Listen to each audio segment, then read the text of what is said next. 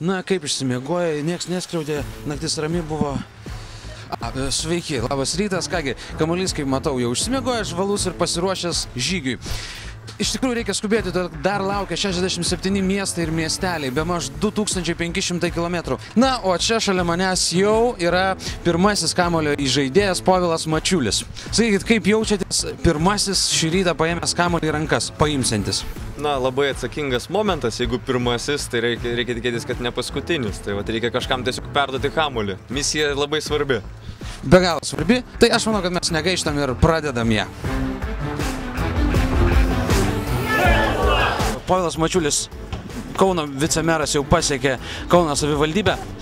Tai sakykit, kokią emociją norėtumėte įkrauti į kamuolį? Energiją, ryžtą ir pergalių siekimą. Visi varom už Lietuvą. Be abejonės, kad sėkmė ir aukso dalelė. Supratau, auksas bus.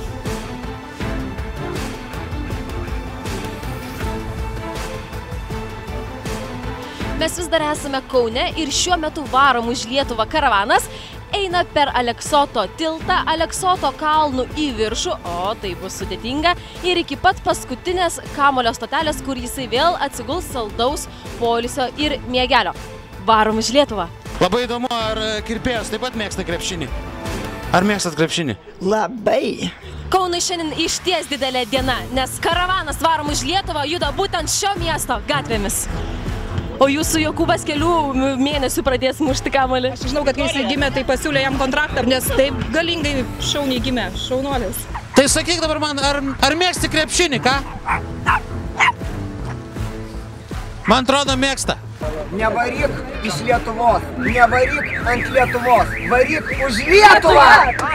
Man atrodo, Kleiza niekada gyvenime taip nesugebėtų.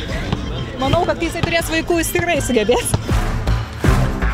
Kamuolys nuo pat ryto keliauja per Kauną ir tai yra pusė jo kelio. Čia mes jį perdodame iš vienos komandos rankų į kitą. Kur kita komanda? Gaudykit kamuolį.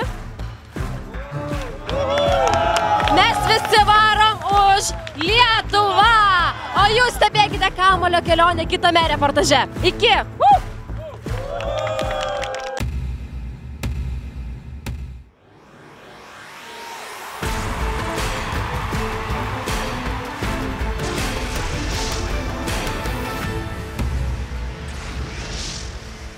Žygį garsina TV3 ir Viasat. Žygio partneriai – naujienų portalas Delfi, 20-metis Radio centras.